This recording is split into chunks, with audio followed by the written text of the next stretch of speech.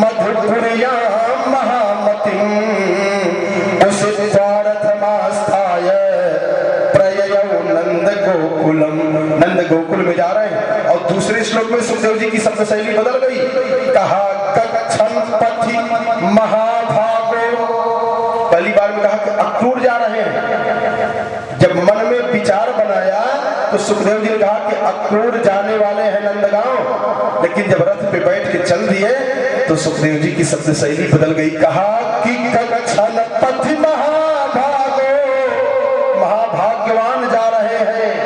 क्यों? जब भगवान की तरफ मुड़ोगे तो भाग्यवान बन जाओगे, भगवान से विमुख हो जाओगे तो भाग्यहीन हो जाओगे। भगवान राम जब तक अयोध्या में रहे, बखान हो रहा है, अरे अवध पुरी मम पुरी सुहावनी और उत्तर बह सरजो देसी पावनी। वो कहते हैं वो अयोध्या का बखान हो रहा है, इतना बखान हो रहा है। लेकिन वही जब भगवान राम अयोध्या को छोड़ करके वन में चलना शुरू किए तो वही अयोध्या की दशा क्या हो गई। कहा बड़ भागी बन अवध अभागी। बड़ भागी बन अवध अभागी। जंगल के जितने लोग हैं भाग्यशाली हैं और यहाँ वाले भाग्यहीन हो गए। क्योंकि भगवान छोड़ करके जा रहे हैं। तो भाग्यवान कब बनता है? कहा जब भगवान की तरफ मन लग जाए। भाग्यहीन कब बनता है? भगवान से जब मन विमुख हो जाए।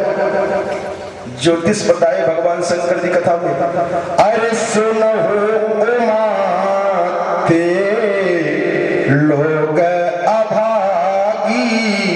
कहा के महाराज न कुंडली देखना है, न हाथ की रेखा देखना है, न मस्तक की रेखा देखनी है। कहा सुनहु उमा ते लोग अभागी। कहा के?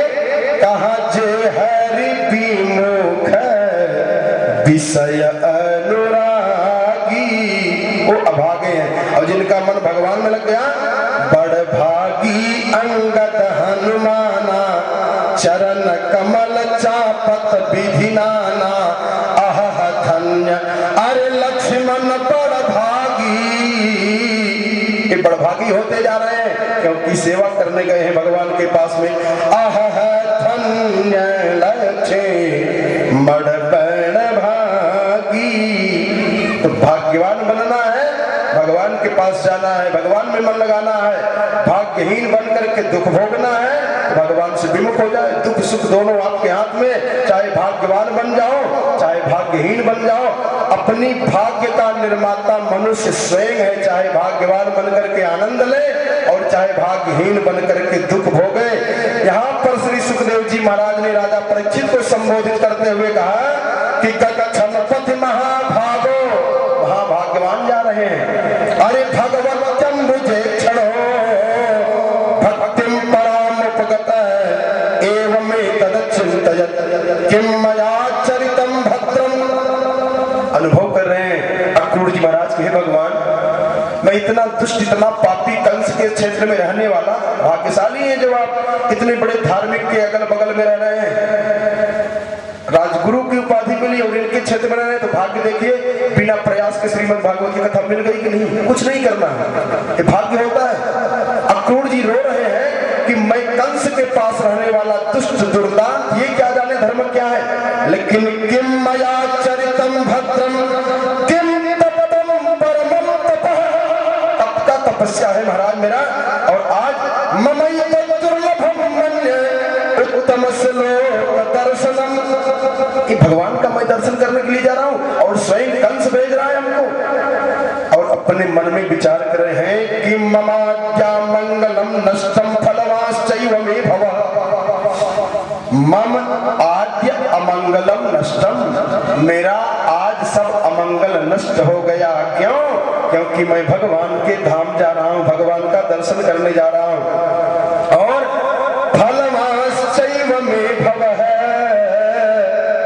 दिन हमने श्लोक कहा था कि जन्मांतर सहस्रेषु तपो ज्ञान समाधि भी नराणाम क्षीण पापाणाम तब कृष्ण भक्ति प्रजायते। दोनों एक साथ फलीभूत होगा, पाप नष्ट हो जाए और पुण्य फलीभूत हो जाए।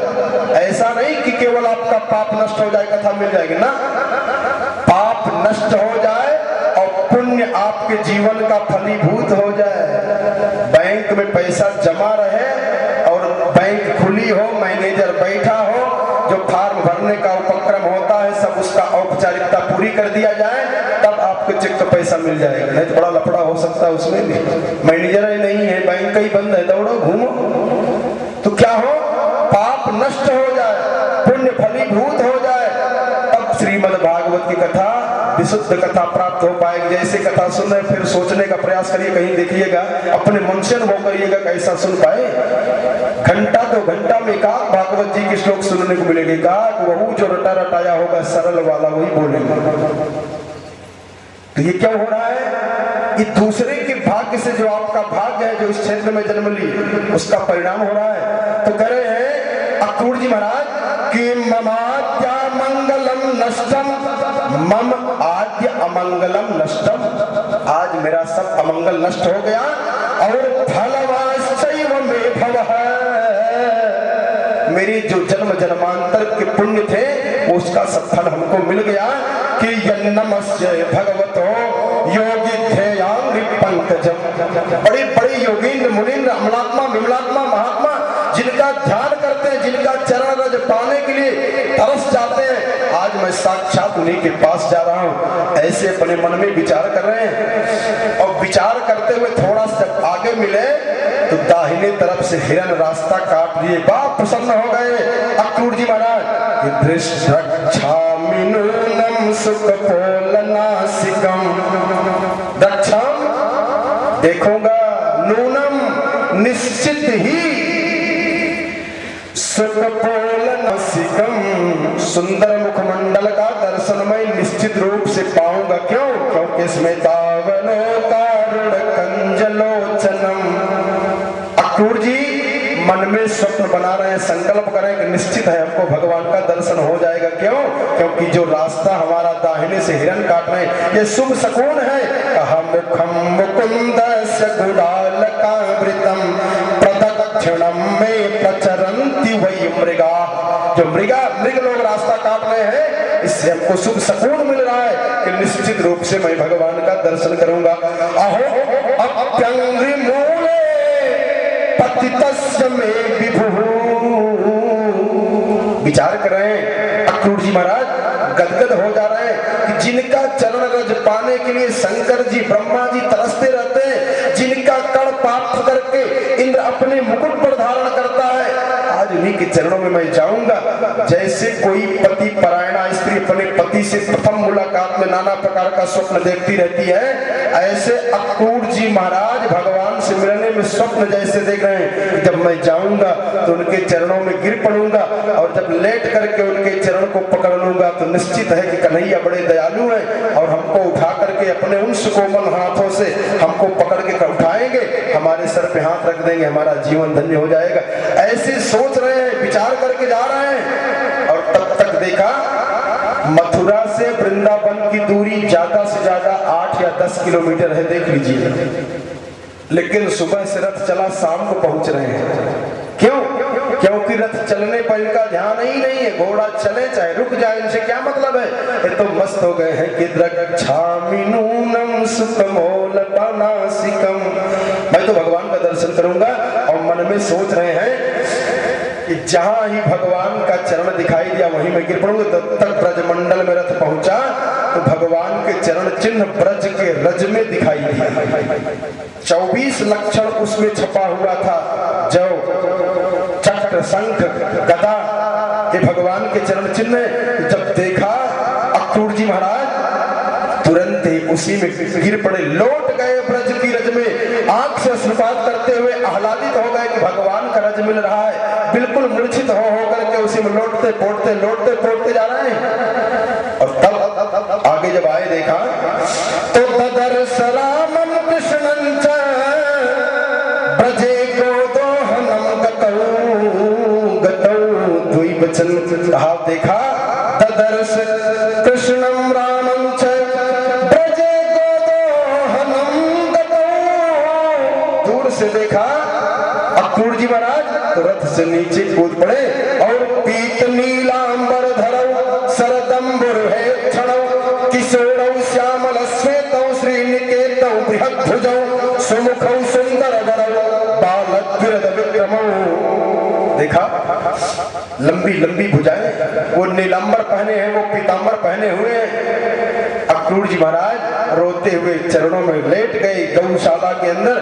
दाहिने हाथ से भगवान श्री कृष्ण के चरण को पकड़ लिए, बाएं हाथ से बलराम जी के चरण पकड़ करके रो रहे हैं। दोनों भाइयों ने गाय का दूध निकालना बंद कर दिया और तुरंत अपने चाचा अक्रूर जी को उठा करके एक हाथ अपने कंधे पर बलराम भैया रख रहे हैं और एक हाथ कृष्ण भगवान रख करके धीरे धीरे दबा रहे हैं। चाचा काहे रो रहे हो, क्या गलती हो गई है? कृतम नंद कथम स्मरण निरनुग्रहे।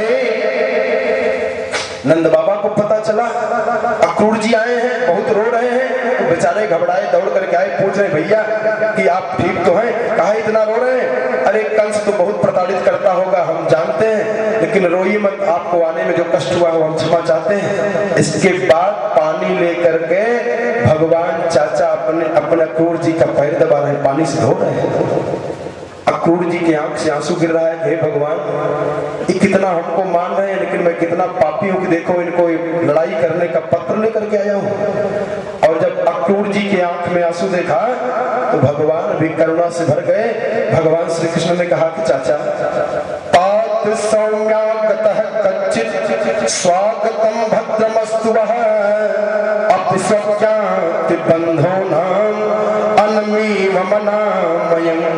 महाराज चाचा मैं कितना अभागा हूं कि किम नो नः कुशलम पृच्छे। आप मेरे माता पिता के यहाँ से आए हैं, लेकिन उनका समाचार पूछने में हमको डर लग रहा है, कैसे पूछूं? क्यों? क्योंकि जब से मुझको सुना मेरा मामा कंस की मैं पैदा होने वाला हूँ, तभी से मेरी माँ को प्रताड़ित कर रहा है, कैद खाने में डाल दिया है, मैं यहाँ बढ़ के घूम रहा हूँ, खेल रहा हूँ और मेरे माता पिता जेल में रह रहे हैं। कितना धिक्कार है, हमको तो मर जाना चाहिए था, लेकिन देखो हम जी रहे हैं। कहा कंसे मां तुलनाम्यंग स्वानाम नस्तत् प्रजासुच। मेरी वजह से मेरे माता पिता कैद खाने में बंद हैं और मैं यहाँ गोकुल में खेल रहा हूँ, वृंदावन में खेल रहा हूँ। और जब ऐसा कहा तो अक्रूर जी के मन में आया, अरे ये भी चाह रहे हैं, तुरंत एक पत्र निकाल करके दे दिया। पत्र जब पढ़े प्रसन्न हो गए कृष्ण भगवान बलराम भैया। ग्वाल बाल जब पता पाए तो ग्वाल बाल भी प्रसन्न हो गए। देखिए कथा को कथा भी समझते रहिएगा, अपने जीवन की जो कथा है उस कथा को भी बनाए चलिएगा। ये आपके साथ की घटना घटने वाली है, ये कथा में जो लिखा हुआ है, ये जीवन का संविधान है, शास्त्र पुराण वेद, इसलिए समस्त जीवों का परम कर्तव्य है जैसे जिस देश में रहे उस देश का संविधान जानना जरूरी होता है। संविधान अगर नहीं जाने तो मामला बिगड़ जाएगा, बिना जरूरत कोई न कोई मुकदमा पंजीकृत कर लिया जाएगा, डाल दिए जाओगे जेल। तो ऐसे अगर संसार में रहना है, पूरे पृथ्वी में रहना है, तो ये जो वेद है, शास्त्र है, पुराण है, ये संविधान है, क्या करोगे तो इसका परिणाम क्या होगा, इसलिए इनको देख करके समझ लेना चाहिए। तो जो ग्वाल बाल है ये जीव है और परमात्मा कृष्ण है। तो जब एकीकार हो जाता है जीव और परमात्मा का, तो जीव अपने आप अभय को प्राप्त कर लेता है। जितने लोग भगवान से एकीकार नहीं किए हुए वो तो घबरा रहे हैं कंस का नाम सुन करके, और ग्वाल बाल खुश हुए, अरे कन्हैया कितना बढ़िया काम हो गया, क्योंकि मामा कंस बुलाया है और मामा कंस बुलाया तो तुझको